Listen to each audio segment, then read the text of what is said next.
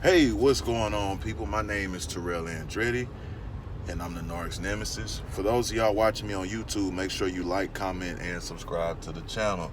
That helps YouTube's algorithm pick up this content and push it out to more people that need it. Somebody liked it for you, so make sure you like it for somebody. If you need a one-on-one phone session, the link is down below in the video description. If you need to talk, if you need to vent, if you need advice custom made and tailor fitted to your situation, make sure y'all book a session. I do all cities, states, time zones, and countries, so please do not let that deter you from booking a session. If you do not see a desired date or a time, make sure y'all send me an email, which is in the video description as well, and I'll get you scheduled. I do evening and weekend sessions, but they're upon request, so just send me an email and I'll get you locked in. Make sure y'all go check out my performance video for Regret Radio. It is about my narcissistic experience, and it is off my pop project Supernova, which is about my narcissistic experience in its entirety. So y'all make sure y'all check that out, and y'all make sure y'all, leave me some critique. Let me know what y'all think. Make sure y'all tap into that. Today, I want to talk to y'all about things that trigger a narcissist to discard you. A reason that will trigger a narc to discard you. And one of the major reasons is, a lot of people don't see this because they're blinded with emotion, is when they know they can no longer manipulate you.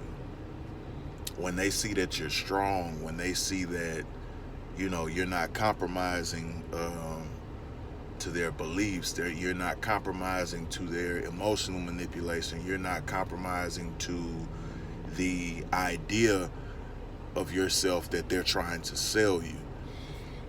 When they see that you start becoming powerful, whether you start leveling up, whether you start working out, whether you start just not bending to their script, they will discard you for that.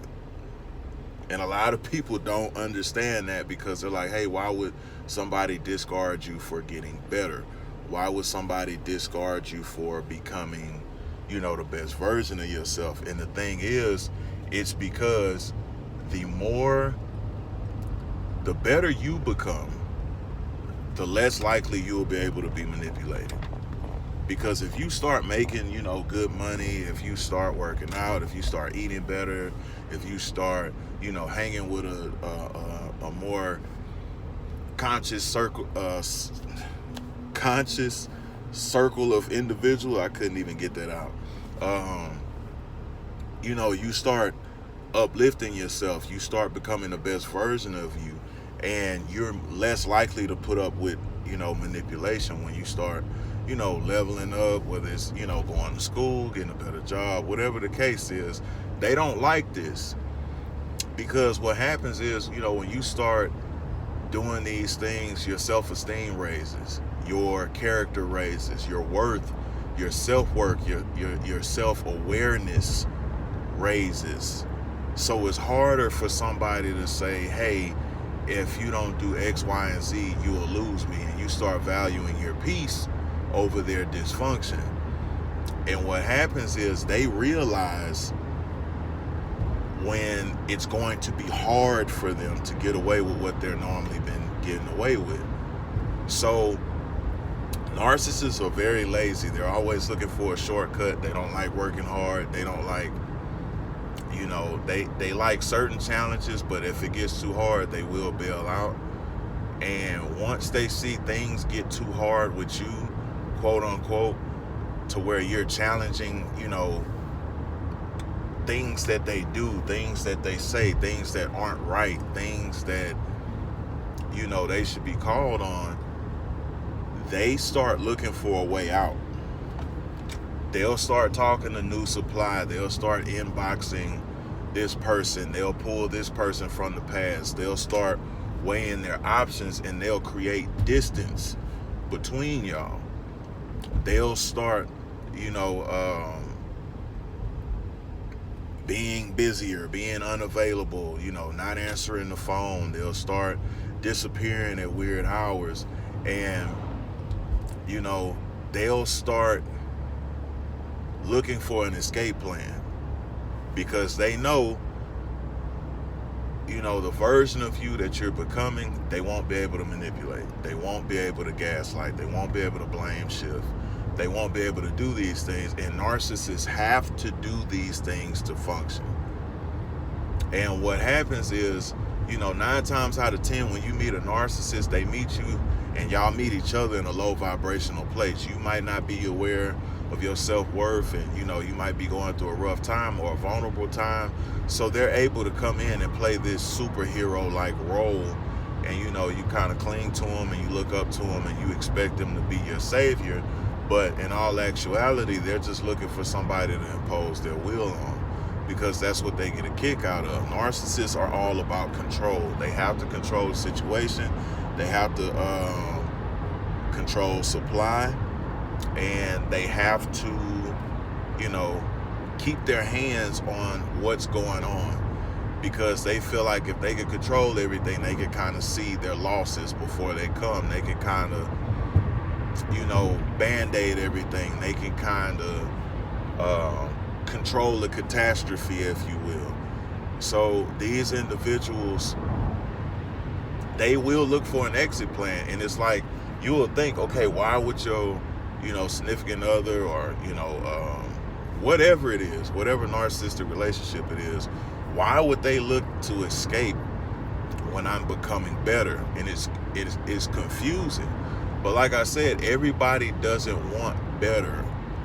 Most people just want to be attached to you because you stroke the ego of the place they are in life right now, or you stroke the ego of their trauma. Because some people they want to meet you at their trauma, and they want to keep you at their trauma. So when you start elevating past it and you healing and you're not, you don't want to deal with that shit, they don't know what to do with you. Because everything that they've made a reality, you're questioning it, and you're making them question it. They don't want to question their reality because they spend so much time faking and building something that really doesn't exist, and you start seeing the cracks in it, and you're exposing the cracks in it. They don't like that shit. So they will plan to discard. They will plan to escape. This is why y'all, they're here one day, and then just out of nowhere, y'all were just cool, and then boom, they disappear. You don't see them for days. You don't see them for weeks, sometimes months. Sometimes you never see them again. They will start looking for escape routes once you start putting a mirror in front of them. Once you start letting them know, hey, this ain't finna happen like this, or you're not running the show like that, they will look for an escape. They gonna push back a little bit to see if you for real, but then once they see you're serious, then they'll try to, they gotta escape, they gotta get out of there. Because by you being that strong, by you being that character, you potentially have a risk of exposing them, and they don't want that. So make sure y'all like, comment, and subscribe to the channel. If you need a one-on-one phone session, the link is down below in the video description. If you need to talk, if you need to vent, if you need advice custom made and tailor fitted to your situation, make sure y'all book a session. I do all cities, states, time zones, and countries, so please don't let that deter you from booking a session. If you do not see a desired date or time, make sure y'all book. Make sure y'all send me an email. I do nighttime and or evening and weekend sessions, but they are upon request. So y'all make sure y'all tap in. Regret Radio, my new performance video.